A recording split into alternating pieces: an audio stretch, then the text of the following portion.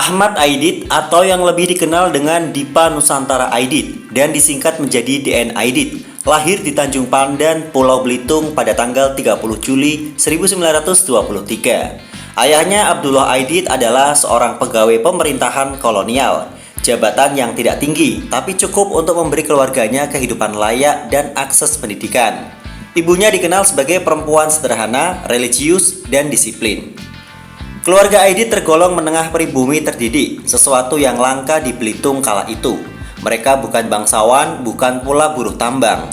Mereka hidup di antara dua dunia, dunia pribumi yang miskin dan dunia elit Eropa yang berkuasa. Aidit tumbuh dalam lingkungan yang kental dengan ketimpangan sosial.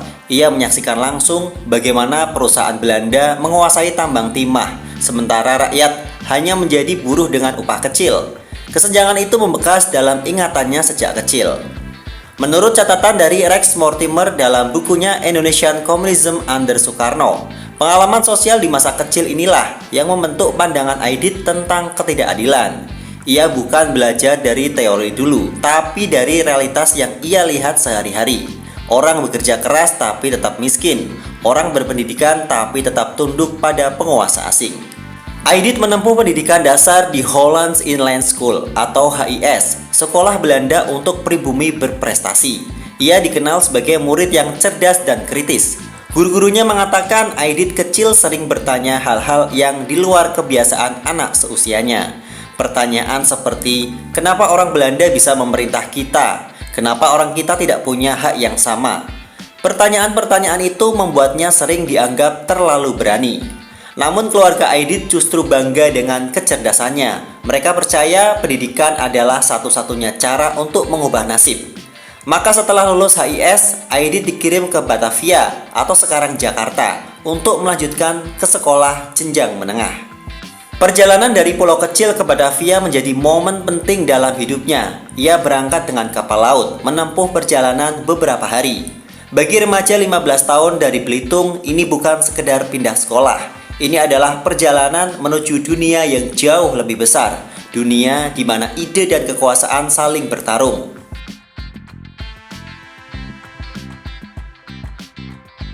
Batavia di akhir tahun 1930-an adalah kota yang menggeliat. Krisis ekonomi dunia baru saja berlalu dan suasana politik Hindia Belanda sedang memanas.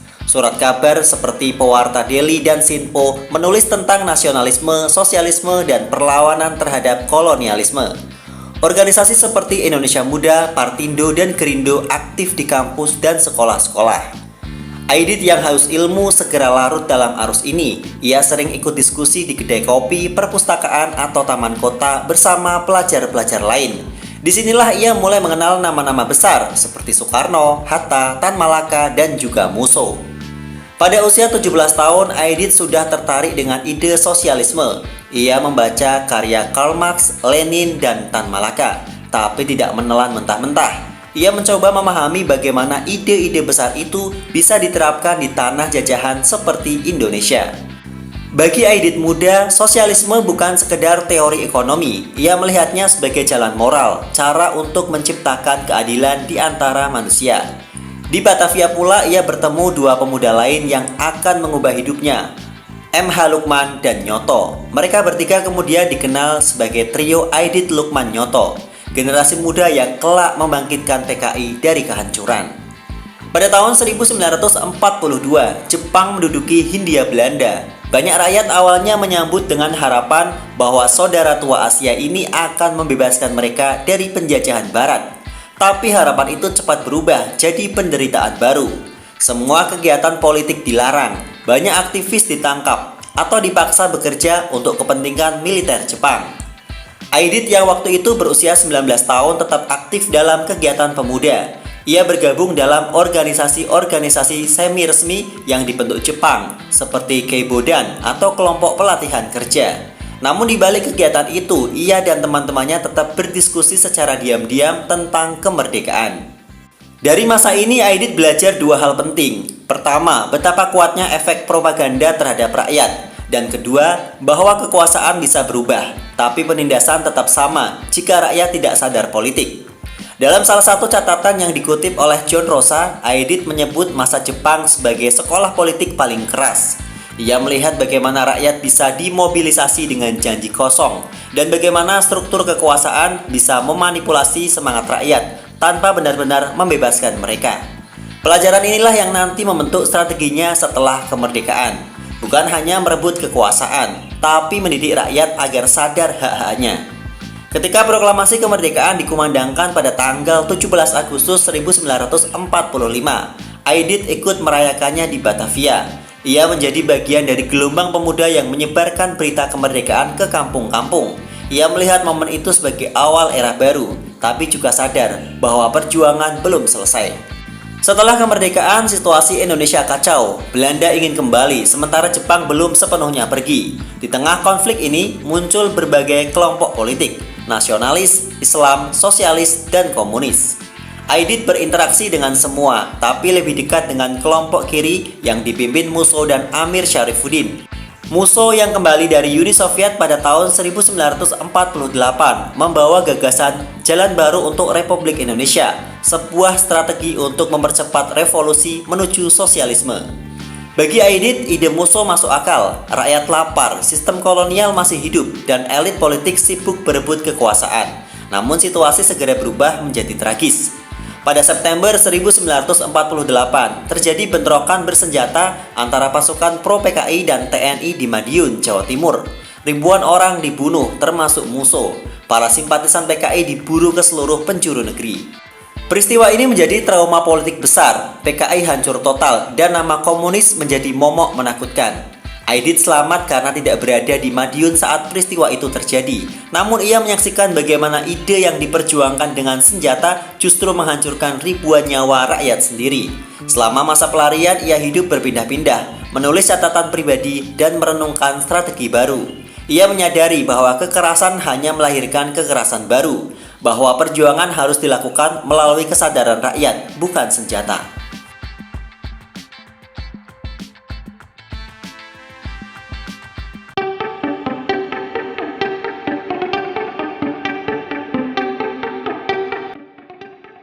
Awal tahun 1950-an adalah masa yang penuh kebingungan. Revolusi fisik melawan Belanda memang selesai, tapi perjuangan membangun negara baru justru baru dimulai. Sistem parlementer diterapkan, puluhan partai bermunculan, saling berebut kursi di parlemen. Pemerintah berganti-ganti nyaris setiap tahun. Sementara itu rakyat di desa tetap miskin, buruh tetap tertindas, dan ide tentang keadilan sosial terasa semakin jauh dari kenyataan. Dalam suasana itu, gagasan kiri perlahan muncul kembali. Kali ini bukan lewat senjata, tapi lewat politik demokratis. Dan disitulah Aidit melihat peluang sejarah. Pada tahun 1951, di tengah kelesuan politik kiri, muncul 3 nama muda yang kelak disebut oleh pers internasional sebagai The Young Communism of Jakarta. D.N. Aidit, M. H. Lukman, dan Nyoto. Ketiganya sebelumnya aktivis muda yang selamat dari pembantaian 1948. Mereka sadar bahwa kalau PKI ingin bertahan, partai ini harus sepenuhnya berubah. Bukan lagi partai pemberontak, tapi partai rakyat yang sah. Pada Kongres Nasional PKI tahun 1951, trio ini berhasil mengambil alih kepemimpinan dari generasi lama yang dianggap gagal. Aidit diangkat sebagai Sekretaris Jenderal PKI, posisi tertinggi dalam struktur partai. Ia baru berusia 28 tahun, usia yang sangat muda untuk ukuran politik Indonesia saat itu. Aidit membawa PKI ke arah baru. Ia menulis serangkaian artikel dan pidato yang kelak dibukukan dengan judul Jalan Indonesia ke Sosialisme. Isi utama gagasannya sederhana tapi revolusioner. Sosialisme di Indonesia tidak bisa dicapai lewat perang saudara atau revolusi bersenjata. Ia harus ditempuh melalui tahap nasional demokratis, bekerja sama dengan kaum nasionalis dan progresif. Dalam istilah akademik, Aidit mendorong strategi yang disebut United Front atau front persatuan antara kaum kiri, nasionalis, dan progresif melawan imperialisme dan feodalisme. Artinya PKI tidak lagi berdiri sendiri, mereka akan berjuang bersama rakyat di bawah sistem hukum yang sah. Strategi ini membuat PKI perlahan diterima kembali di panggung politik nasional. Partai yang dulu dicap pengkhianat kini berbicara tentang reformasi, demokrasi, dan kesejahteraan sosial. Aidit tahu satu hal penting, ideologi tidak akan bertahan tanpa organisasi. maka ia mulai membangun apa yang kelak disebut sebagai mesin politik PKI. PKI di bawah Aidit tidak hanya partai, tapi jaringan sosial raksasa. Mereka membentuk organisasi-organisasi sayap di berbagai bidang, seperti SOBSI atau Sentral Organisasi Buruh Seluruh Indonesia, Wadah Buruh dan Pekerja Pabrik, BTI atau Barisan Tani Indonesia, Organisasi Petani dan Buruh Tani, Gerwani atau Gerakan Wanita Indonesia, Organisasi Perempuan Progresif, Pemuda Rakyat atau Wadah Aktivis Muda, kemudian ada Lekra atau Lembaga Kebudayaan Rakyat. Ini sebagai wadah seniman, penulis, dan intelektual kiri. Organisasi-organisasi ini menjadi tulang punggung kekuatan PKI. Salah satu pidato Aidit yang terkenal berbunyi, "Partai tidak boleh hanya ada di rapat, tapi harus hidup di pabrik, di sawah, di pasar, dan di rumah-rumah rakyat." Dan memang PKI mulai terasa hidup di mana-mana, di pasar, di desa, bahkan di kampus. Bendera merah PKI berkibar berdampingan dengan simbol nasionalis dan agama. Puncak pertama kebangkitan PKI terjadi di pemilu 1955, pemilihan umum pertama dalam sejarah Indonesia. Partai-partai besar seperti PNI, Masyumi, dan NU menjadi pesaing utama. Banyak pihak meremehkan PKI. Tapi hasilnya mengejutkan, PKI meraih 16,4% suara nasional, setara dengan 6,1 juta pemilih. Mereka menempati posisi keempat secara nasional. Menurut Rex Mortimer, hasil ini adalah comeback politik paling spektakuler dalam sejarah Asia modern. Bayangkan, partai yang hancur total 7 tahun sebelumnya, kini kembali menjadi salah satu kekuatan terbesar di parlemen. Aidit, Lukman, dan Nyoto menjadi anggota parlemen dan tampil sebagai politisi muda yang berwibawa. Aidit dengan gaya berbicara yang tenang dan berlogika tajam, segera dikenal sebagai pemimpin komunis paling modern di Asia Tenggara. Sebagai pemimpin, Aidit punya gaya yang unik. Ia disiplin seperti birokrat, tapi juga dekat dengan rakyat. Ia bisa berpidato di depan ribuan buruh, lalu berdiskusi santai dengan seniman di warung kopi. Dalam rapat partai, Aidit selalu menekankan pendekatan rasional dan moral. Ia melarang anggota PKI melakukan kekerasan, tapi mendorong mereka untuk berani berbicara di parlemen dan media. Salah satu keunggulannya adalah kemampuannya membangun citra positif di mata Soekarno. Aidit tidak pernah menentang presiden secara frontal. Sebaliknya, ia menempatkan diri sebagai sekutu ideologis Soekarno dalam melawan imperialisme Barat. Aidit sering mengutip pidato-pidato Soekarno dan menyebutnya sebagai pemimpin revolusi nasional. Kedekatan ini membuat PKI tidak hanya sah secara hukum, tapi juga terlegitimasi secara ideologis. Aidit menolak ide bahwa sosialisme harus meniru Uni Soviet atau Republik Rakyat Tiongkok. Ia ingin menunjukkan bahwa sosialisme tidak bertentangan dengan nasionalisme atau agama.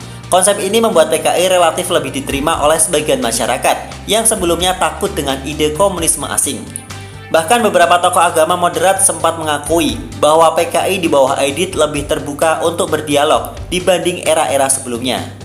Aidit juga membangun hubungan baik dengan wartawan, seniman, dan mahasiswa. Ia sadar bahwa pengaruh ide tidak hanya datang dari parlemen, tapi juga dari budaya dan wacana publik.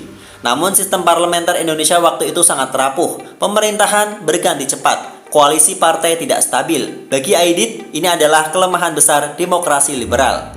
Maka ketika Soekarno mulai mendorong konsep demokrasi terpimpin, Aidit langsung mendukung. Aliansi antara Soekarno dan PKI pun mulai terbentuk, sebuah hubungan yang akan membawa Aidit ke puncak pengaruh dan sekaligus ke jurang kehancuran.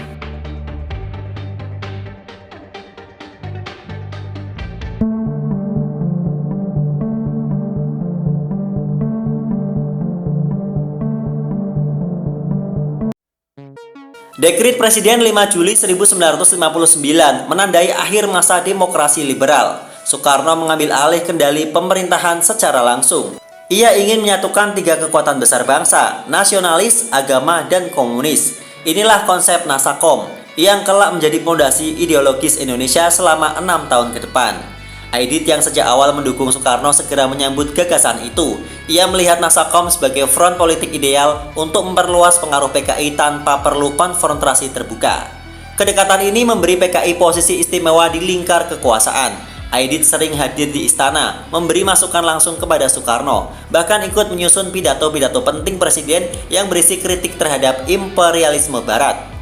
Secara keseluruhan, jaringan PKI mencakup lebih dari 20 juta orang. Itu membuat PKI menjadi partai komunis terbesar di dunia di luar Tiongkok dan Uni Soviet.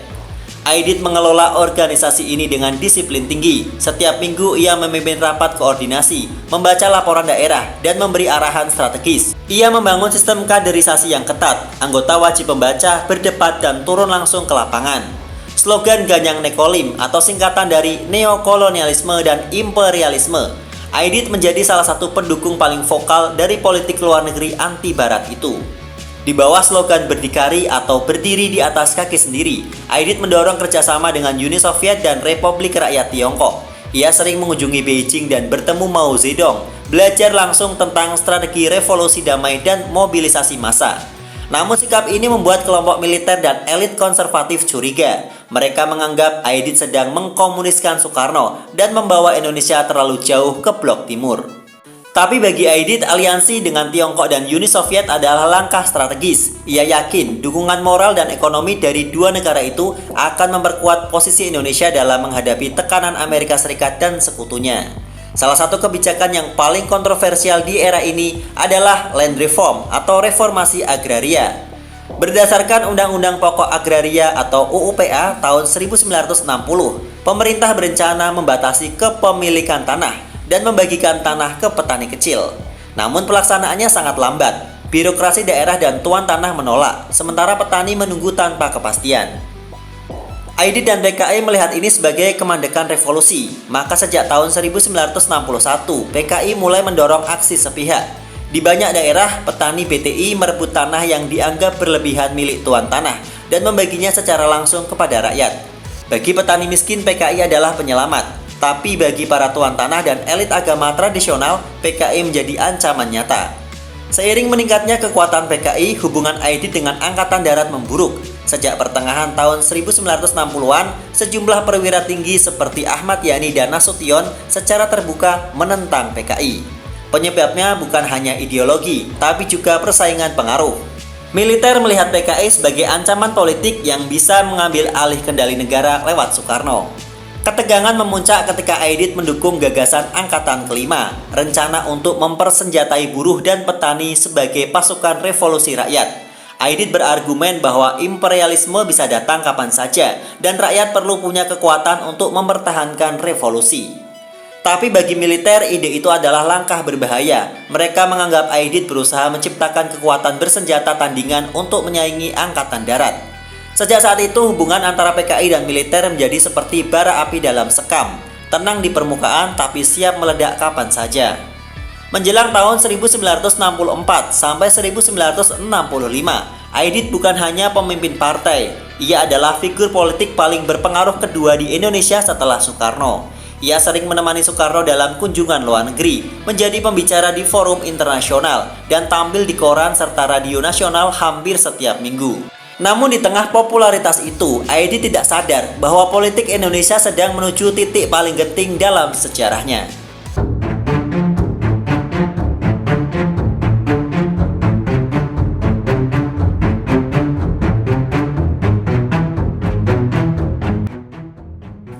Menjelang pertengahan tahun 1965, suhu politik Indonesia mencapai titik didih. Hubungan antara PKI dan Angkatan Darat memburuk drastis. Kedua pihak sama-sama merasa terancam. Aidit menuduh ada jenderal-jenderal reaksioner yang berencana menggulingkan Soekarno. Sementara kalangan militer percaya PKI sedang menyiapkan kudeta dengan memanfaatkan kedekatannya dengan presiden. Pada bulan Mei 1965, Aidit secara terbuka mendukung ide Angkatan Kelima, rakyat bersenjata dari kalangan buruh dan petani. Bagi militer ini alarm bahaya. PKI tidak lagi sekedar partai, tapi mulai masuk ke ranah militer. Kecurigaan semakin meningkat setelah sejumlah perwira Angkatan Darat mengungkap rumor akan adanya Dewan Jenderal, kelompok yang disebut-sebut hendak mengambil alih kekuasaan dari Soekarno. Bagi Aidit ini adalah ancaman langsung terhadap revolusi, dan disinilah banyak sejarawan percaya ia mulai terlibat dalam langkah-langkah politik yang beresiko tinggi. Pada malam tanggal 30 September 1965, sekelompok pasukan menculik 7 perwira tinggi Angkatan Darat. 6 jenderal tewas. Jenazah mereka kemudian ditemukan di lubang buaya. Aidit sendiri pada malam itu berada di Pangkalan Udara Halim Perdana Kusuma, basis militer yang juga digunakan oleh pasukan Cakrabirawa. Pada pagi hari 1 Oktober 1965, Mayor Jenderal Soeharto, Komandan Kostrad, mengambil alih kendali militer. Sore harinya ia mengumumkan bahwa gerakan itu adalah kudeta PKI. Propaganda militer mulai menyebar, surat kabar dan radio dikuasai. PKI dianggap sebagai pengkhianat bangsa. Aidit yang saat itu masih di Halim segera menyadari bahaya. Ia meninggalkan Jakarta menuju Yogyakarta pada tanggal 2 Oktober dini hari. Beberapa saksi menyebut ia menumpang pesawat kecil milik TNI Angkatan Udara.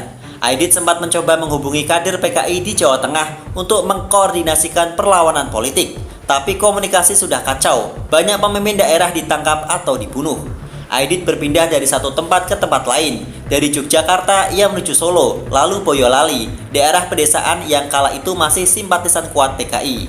Ia sempat bersembunyi di rumah salah satu kader PKI di Boyolali bernama Kadar. Aidit berada di sana sekitar 3 minggu, hidup sederhana dan berpindah-pindah untuk menghindari patroli militer.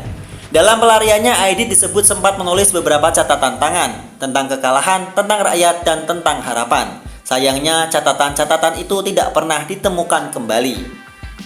Pada tanggal 22 November 1965, Aidit akhirnya ditangkap oleh pasukan divisi Diponegoro di daerah Boyolali, Jawa Tengah.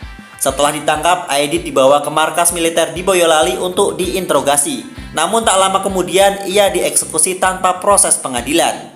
Versi resminya simpang siur. Beberapa sumber menyebut ia ditembak di dekat rumah kepala desa di Boyolali.